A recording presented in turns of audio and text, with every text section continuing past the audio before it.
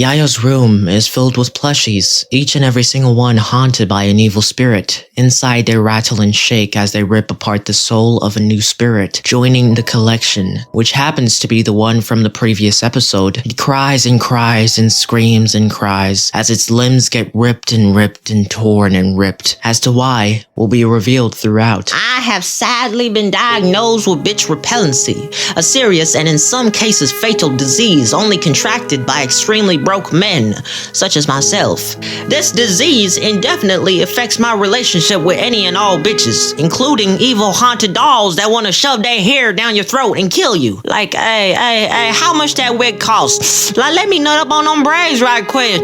Unfortunately, this is not an incurable disease. I just need money. All you gotta do to help me get my chicken and braid. Subscribe. Kaitoro goes to Yayo's house to tutor her, and with the day's end, she asks for them to go someplace haunted. Kaitoro, thinking of what previously happened with the phone booth, would rather not. Not that he even has the time, since he's got plans to exorcise the curse on his right hand, placed there by an evil spirit. Eiko and Yayo are intrigued and decide to come along with him, jumping in the car and hitting that.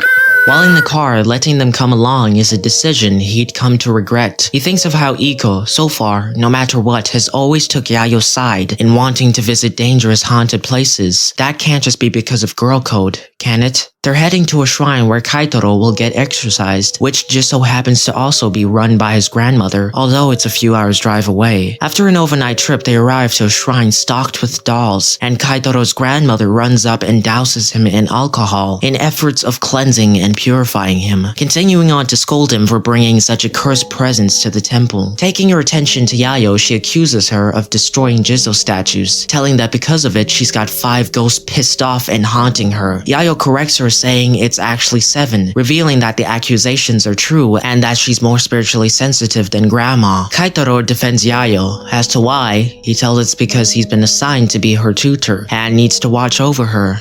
For work, Grandma tells she'll back off if he insists, before leading him to his exorcism. While in the midst, Grandma caringly asks if he's been meditating, eating healthy, and exercising, as all these things improve his health and make it harder for any more ghosts to curse him. Grandma has been commendably teaching Kaitoro how to adapt and live with his curse. While waiting for the exorcism to finish, Yayo gets impatient, and Eiko entertains her by showing her a picture of the curse Kaitoro hides in the glove in his right hand. What looks like hairs growing under his skin are actually nerves. Slowly, over time, they grow longer and longer, becoming more and more painful. So to treat this, they numb his hand and cut them away while chanting holy prayers.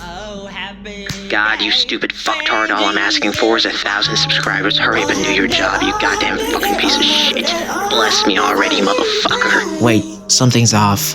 If Kaitoro's curse is on his right hand, why is the hand Eiko's showing left? That'll be revealed in part 3. After the exorcism, Yayo and Eiko bring Kaitoro and Grandma drinks. Yayo tells they should both rest, kick their feet up, order some chicken, and enjoy while watching some shitty isekai anime, since they're now both spiritually drained. Just as she looks over and spots a lump of Kaitoro's nerves. Intrigued, she asks if she can take some. This unhinged question throws Grandma offset, and Kaitoro goes to the pisser. Grandma tries to scare Yoya by telling a scary story. In their shrine exists a powerful danger. People bring them cursed dolls, which they take care of, and not having eaten, these dolls are craving a human to possess. The most dangerous of them are held and locked in the basement of one of the shrine's sanctuaries, where no one is allowed to go. Instead of being scared, Yayo finds his story cool, and as Kaitoro returns from the pisser, along the way he finds a plushie on the ground. Picking it up, the plushie is actually one of these dangerous dolls and influences him into going into the locked basement no one's allowed to go to. Yayo, seeing Kaitoro walking off, realizes he's been possessed and tells Grandma and Eiko. Grabbing a katana, runs off to haul up.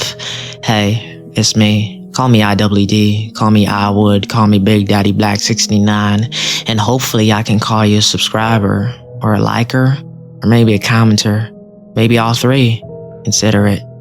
Cause I fucking worked on this motherfucking script right quick. While in the basement, Kaitaro regains his senses, but it's already too late. He's already within the metaphorical snake's mouth, in the midst of being swallowed. While he swallows its curls, the doll is forcing its hair down his throat, suffocating him. As he struggles to breathe, the rest of the dolls in the basement watch on with evil red eyes. And just as he's about to fade away, Yayo arrives with a katana and slashes at the doll's hair. It doesn't cut, so instead she pins it in place with a crowbar, runs up and cuts off its head using her body weight. She tells the rest of the cursed dolls in the room, Don't mess with humans, or I'll cut your head off. all the dolls' red eyes dim away and a gasp of breath for Kaitaro, pulling out the hair from his mouth. He seems to have been deep-throating what looks to be Whoo, girl, that's purebred black bitch Brazilian hair right there. I know that. I'm talking about get you a wig in your hair, like, girl. Grandma and Iko arrive, astonished at what Yayo was just able to do. As the day ends, the long drive home is impending, but some heartfelt goodbyes fuel the gas tank of the soul. Soulful. Kaitaro buys Yayo a souvenir, and thankful, she tells she'll add it to her collection. Oh, and of course show him her collection. Arriving to their house, Yayo leads him to her room. Opening the door, he is shocked to learn what is on the other side is something terrifying. Something that makes the dangerous doll collection at the shrine look like mediocre mid-tier mumble rap. Shelves and shelves of plushies, haunted by the worst of spirits.